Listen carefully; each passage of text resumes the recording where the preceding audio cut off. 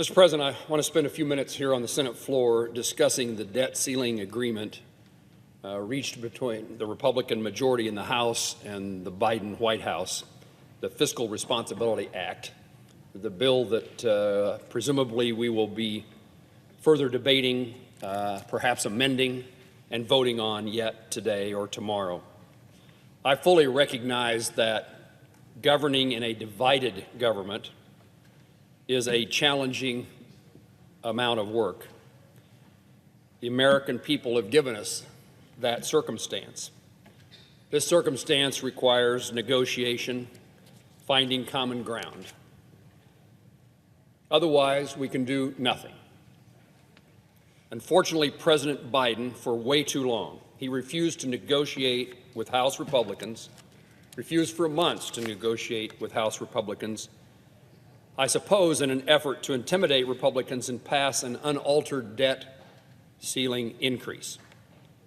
This would have opened the door for more Democratic majority spending, in fact, spending even more money with perhaps certainly fewer strings attached. Fortunately, that tactic did not work, and the House Republicans acted to pass their own debt limit legislation. Without a realistic plan, a plan that could pass the Congress, the Biden administration finally conceded and negotiated with House Republicans to create a deal, the deal that's before us now. My view, defaulting on the national debt would send a message that we are a nation that cannot be trusted to pay our bills. A default would be highly dangerous to our national security and to our currency and to our economy. China and other countries, those countries that are on the fence in today's world, they're watching. They're watching how the American government operates. They want to diminish our role in the world. China would love for our standing in the world to be damaged due to default, for the United States and its economy to be in chaos. It is vital to our economy and to our national security that we do not default and that we preserve the U.S. dollar as the primary currency, the reserve currency, not the yen or any other country's currency. The implications of what happens here today in regard to default has a consequence upon our national well-being vis-a-vis the rest of the world, and most importantly, determines the relationship we have with other countries and the role that China is able to further play in the world order. China and these countries that are on the fence are watching.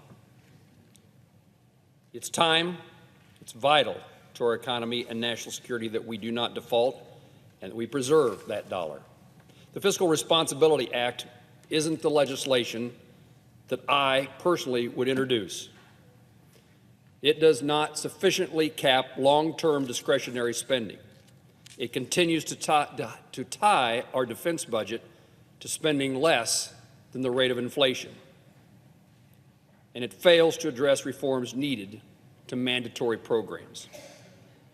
But it does accomplish key conservative priorities that will benefit America and help put our nation on a better path toward fiscal responsibility.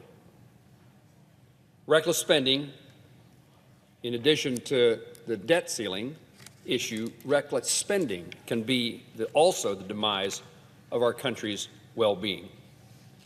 And endless deficit spending will eliminate the American dream for many Americans, and the American dream is seen by the rest of the world.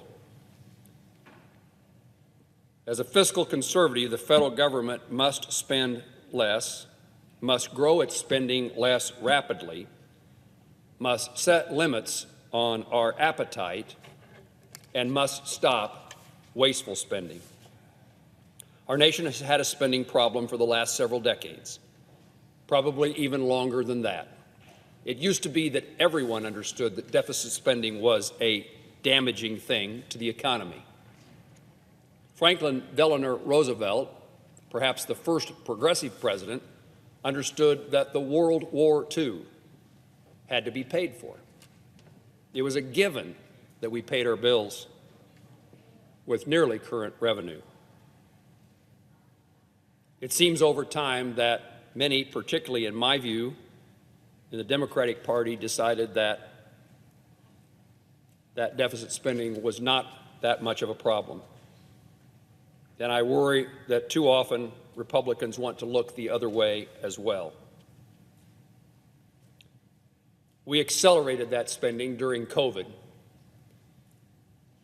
Perhaps with the uncertainty of what COVID meant to us, government spending rose rapidly, and we spent too much money. But Congress was slow, even as COVID returned to the rearview mirror. We were too slow to turn off that COVID spending spigot. Coupled with reckless tax and spending sprees driven by the Biden administration, out-of-control spending has led to record high inflation. Inflation is like a tax on every American and is damaging to the poorest among us. Here in Congress, we talk about spending in terms of millions and billions, sometimes even trillions. But folks back home in Kansas talk about spending in dollars and cents. And for everyday Americans, those dollars add up, make it harder to buy the groceries, to pay the rent, or to put gas in their vehicles. We see it every day in our family, and I hear about it from everyday Kansans all the time. Reducing inflation requires reductions to spending. It is the cause of inflation is when we spend more than we have to spend and we borrow money, pumping more federal spending, government spending into the economy. However, we need to fulfill the most important responsibility to the federal government, and that is to protect and defend our nation and to keep our promises to those who served in the military that defends us. My colleagues and I on the Senate Committee on Veterans Affairs have consistently said we would provide the VA with the funding it needs to provide care and services to the men and women who've served our nation. I've heard it said many times here in the Senate and elsewhere that it's too easy for us to go to war and never easy enough for us to pay for the bills for those who sacrificed so much during war. The debt ceiling deal delivers on our commitment to support veterans. The deal also secures the full funding of the toxic exposed veterans that was authorized by the just recently passed PACT Act. In regard to government waste, this legislation will slow the rate of spending and recoup unspent funding, starting with COVID funds to the tune of billions of dollars. The pandemic is basically behind us, and there is no reason for us to keep spending under the rubric, under the title of COVID relief funding. Additionally, this legislation will cut significant funding to the Biden administration's plan to hire thousands of additional IRS agents. I'm an appropriator, and I've long been an advocate for what we around here call regular order, what folks back home would just call doing your job. I've been an advocate for us passing. The way this process is supposed to work is we have a budget that outlines how much money we can spend, what the revenues are to pay for it, and then we divide that money that we're going to spend in discretionary spending up among 12 bills that the Appropriations Committee and ultimately the Senate and the House and the President then have something to say about. I've been an advocate for passing those separate 12 bills. We haven't done that very well many times. For far too long, we've relied on continuing resolutions and massive omnibus packages to fund our government. Those omnibus packages allow for a small group of members of Congress to make major decisions for the rest of us. It adds to the uncertainty of what's in a bill when it's such a massive piece of legislation and it creates, rightfully so, cynicism among my constituents about what's in there, and did you read the bill? These measures, the way we do it, the way we have done it in the past, are not good government, and they lead to the ease of additional spending. It becomes too easy to add something to such a massive bill. This legislation would encourage Congress to do its job by passing 12 separate appropriation bills or face automatic caps on spending. I hope the outcome of whatever happens on this piece of legislation, I hope the outcome with the leadership of the Appropriations Committee that we have today means that we're going to do 12 separate bills, each with the scrutiny of an appropriations subcommittee and the opportunity for amendments by all senators on the Senate floor. Working to spend less will help stop this runaway inflation, but this legislation goes a step further by stimulating the economy and protecting Americans from new taxes.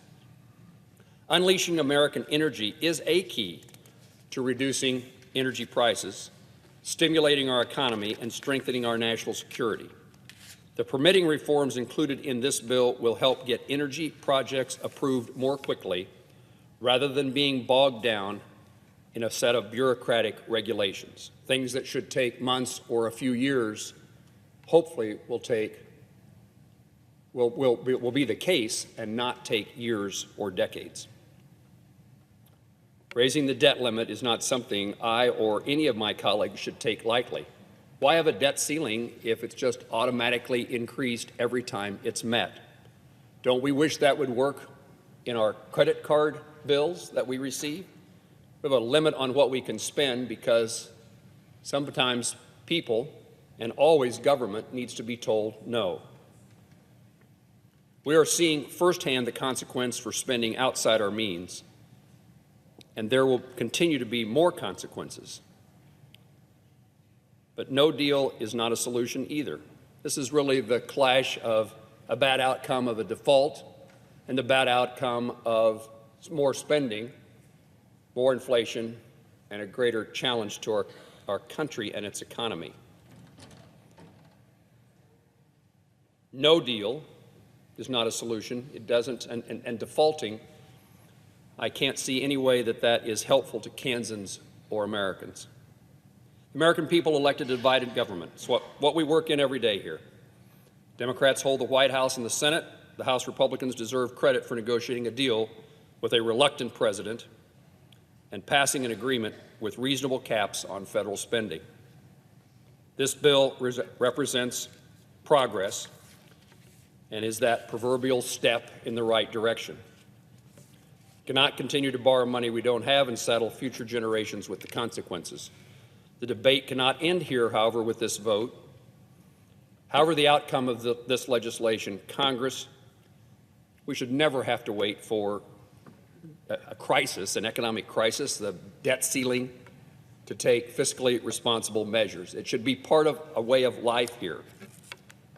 Those responsible measures need to become the norm for every member of Congress and for this and every other president. Without a serious long-term plan and subsequent action to reduce spending, we'll be back in this position way too soon and will jeopardize the American dream. It threatens our children and our grandchildren's futures, as well as our nation's ability to defend itself against global threats.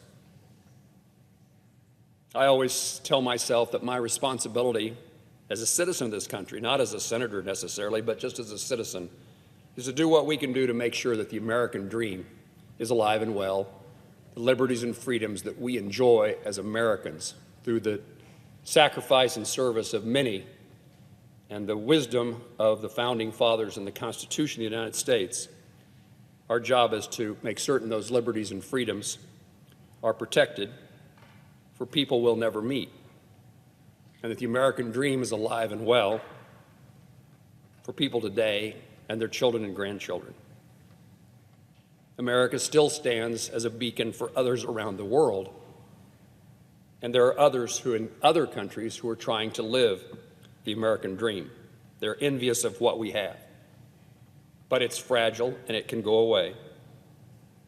It's our responsibility to make sure that's not the case. We can't let this happen. We have to confront our threats head on. And yeah, it's easy to take a side and defend that side and advocate for that side. It's what we do here. But there are times in which it's necessary for us, for the well-being not of us as individuals or us as elected officials, but for the well-being of the country, to find a way, a path forward. And in today's environment, in today's world, it requires bipartisan cooperation and bipartisan agreement as a blueprint to develop a more fiscally responsible legislative agenda. We'll debate this bill. We'll potentially and perhaps hopefully amend this bill, but our work is cut out for us. The American people deserve us to make the decisions that protect us from our adversaries, keep the American dream alive, and make certain that our children and grandchildren and those we've never met have a brighter future. The issue before us is one of those that has a consequence in all those arenas. I'll work with my colleagues today as we move forward on this legislation to make sure that the outcome is something that advances a cause that's important to me and to the people I represent. Mr. President, I yield the floor.